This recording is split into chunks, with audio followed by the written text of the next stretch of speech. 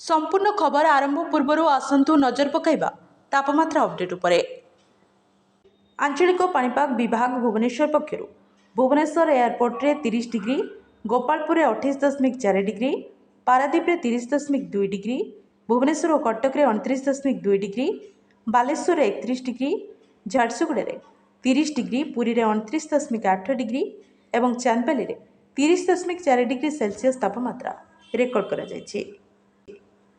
लघुचाप जोगु राज्यर प्रमुख नदीगुड़िकर उभय उपर और तलमुंडे प्रबल वर्षा होइछि। तलमुंडे वर्षा जोगु राज्यर प्रमुख नदीगुड़िक एबे फुली रहिछि। अन्यपटे उपरमुंडे होइथिबा वर्षा पई राज्यर बड़ बड़ डैम गुड़िक प्रचुर जल प्रवेश करुछि। डैम्र जलधारण क्षमता को दृष्टि रखी एठारु जल निष्कासन अपरिहार्य होई पड़िथिबा बेले एहा राज्यवासी और सरकारक पई चिंता बढ़ाइछि। एहारि मध्यरे 13 तारिख रे बंगोपसागर आउ एक लघुचाप सृष्टि होबार संभावना थिबारु वर्षार प्रभाव बढ़ीपारे बोली आकलन करा जाउछि। वर्तमान नदी और डैम गुड़िकरे जल पूर्ण अवस्था रहिथिबा बेले 7 तारिख रे पूर्णिमा थिबारु समुद्र जुआरिया रहुछि और नदी बन्या जल निष्कासन हेबारे बाधा सृष्टि होछि। समुद्र पानी टाणु नथिबारु बन्या जल नदीकूलिया लोकंक पई विपद बढ़ाइबार आशंका सृष्टि होछि।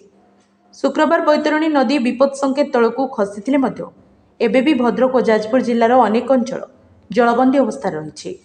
जाजपुर और आडी रास्ता विच्छिन्न होता बेले जलका नदी विपद संकेत उपर प्रभावित होतिबारु बालेश्वर जिल्लार बस्ता बालियापाल आदि ब्लॉक बन्या द्वारा प्रभावित होइछि। बुढ़ाबलंग और सुवर्णरेखारे मध्य जल भरी रही फल उत्तर ओडिशार अधिकांश स्थान में बन्या विपद जारी रही। महानदी स्थिति एवं सबुठ जटिल होइछि। गत लघुचाप प्रभाव में महानदी तलमुंडे 56 मिलीमीटर वर्षा होइतिबा बेले उपरमुंडे 87 मिलीमीटर वर्षा रेकर्ड होइछि। तेणु महानदी पूर्ण अवस्था थिबा बेले डैम्रु निष्कासित होता जल नदी को आहरी फुलाउछि। वर्तमान संबलपुर सुवर्णपुर 15 नंबर राज्य राजपथ में बन्या पानी प्रवाहित होछि। आसंता 3-4 दिन पर्यंत समुद्र भल पानी न नेबार आशंका रहिथिबारु महानदी कूलिया किछि जिल्ला रे स्थिति चिंताजनक हेबार आशंका रहिछि। अन्यपक्षे बंगोपसागर सृष्टि होइतिबा लघुचाप वर्तमान छत्तीसगढ़ अतिक्रम करी मध्यप्रदेश उपरे रहिछि। तेबे ओडिशा उपरे वर्तमान मौसुमी ट्रफ थिबारु एहार प्रभाव रे शुक्रवार राज्यर विभिन्न स्थान में भल वर्षा होइछि। सकाळे भुवनेश्वर में 32 मिलीमीटर, कटक में 50 मिलीमीटर वर्षा होइतिबा रेकर्ड करा जायछि। शनिवार उपकूलवर्ती विभिन्न जिल्ला में स्वल्परू मध्यम वर्षा हेबा नै पाणीपाग केन्द्र आकलन करिछि। जलसंपद विभाग सर्वोच्च जंत्री चंद्रशेखर पाढ़ी कहते जे महानदी उपरमुंडे प्रबल वर्षा जोगु हीराकुदरे अधिक गेट खोल जायछि। आसंता 7 तारिख बेलकू मुंडले 4.5 लाख रु 5 लाख क्यूसेक बन्या जल पहुंचब।